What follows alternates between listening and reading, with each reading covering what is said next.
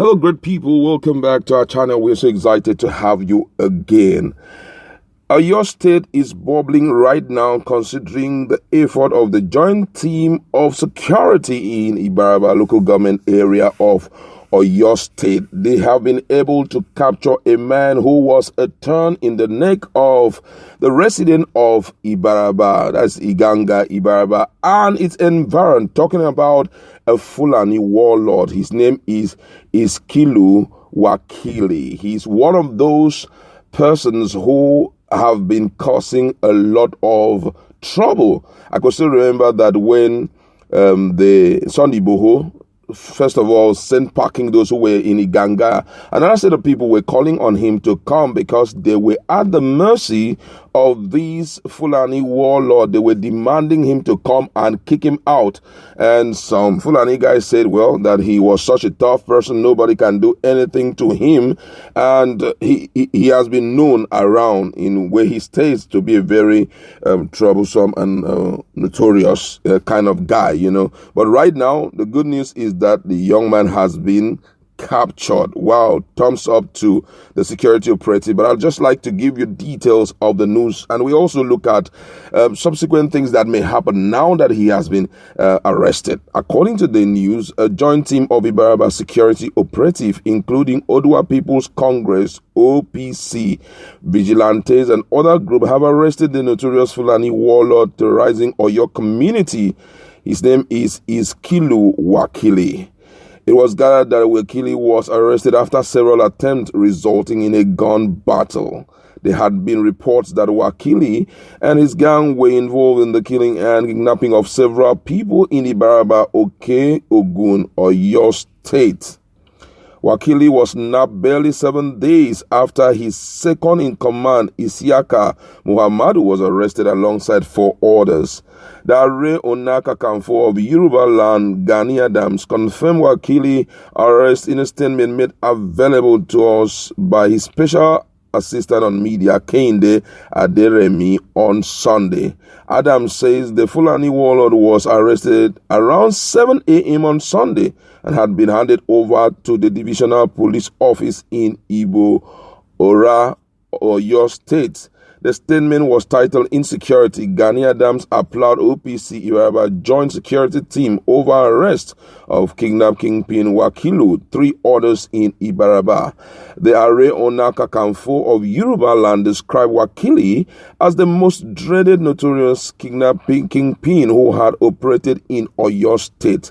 Adams said, I am happy that the notorious kidnapper had been captured alongside 3 others. It is a good development and a positive signal to other criminal elements that the Southwest is no longer an abode for the bandits, kidnappers, and criminal headers. He commended all the security. He said, I commend all the security and members of the joint security team that had made this possible, because with the video at my disposal, it was purely a neat job. I wish he can share the video at his disposal, because Nigerians will likely want to see how it all happened. With this development, I think the whole world will agree with me that the fight against insurgency, kidnapping, and banditry needs native intelligence, information gathering, and grassroots support from local securities and operative. As I have said earlier, that the effort to rid the Southwest of bandits and kidnappers was to complement the effort of the police, and in doing that, it is also very important for the police to support the local security operative, because they are always at the grassroots and they have their ears to the ground on local security matters. That's just it. But guess what? I'm not really, I can't celebrate this guy being arrested. You understand? I cannot celebrate him being arrested considering what has been happening in this country. Now, the reason why most natives are not ready to be part of any intelligence when it comes to security issues is because oftentimes when these people are being arrested, taken to police station, after a short while, they have been released. And before they have been released, according to the president, that's things that we've heard in the past that these police guys often do, they will leak the information. of the person who divulged the information or who was, trailing him in the community to them.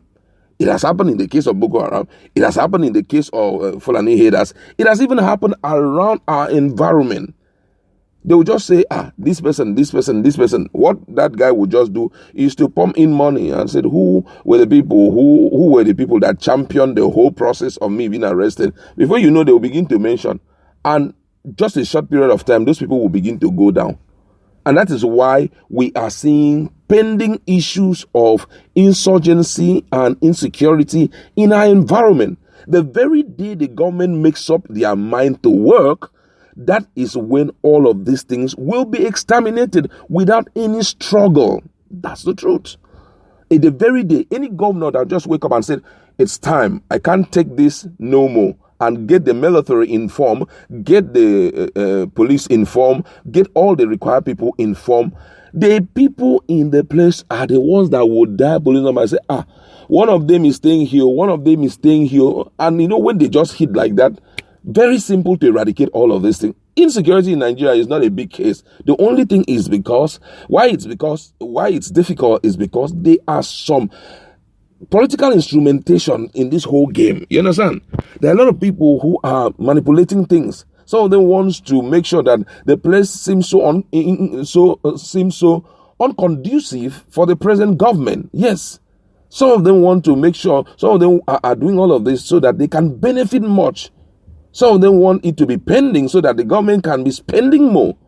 Unfortunately, some of them could even be part of the whole thing. So you now realize that the government of the day, if they are not not part of it, they will be struggling day after day, day after day. The people also will exempt themselves, knowing that anytime I divulge any information, automatically they will come for me and my face will be made public. They will abstain. The best way of handling insecurity in any environment in the world is to make use of local intels. That's just it. Immediately, you work hand in hand with the intels and you don't reveal their personality. You don't open up on a lot of things. Even if they make mistake, pinpoint a wrong person.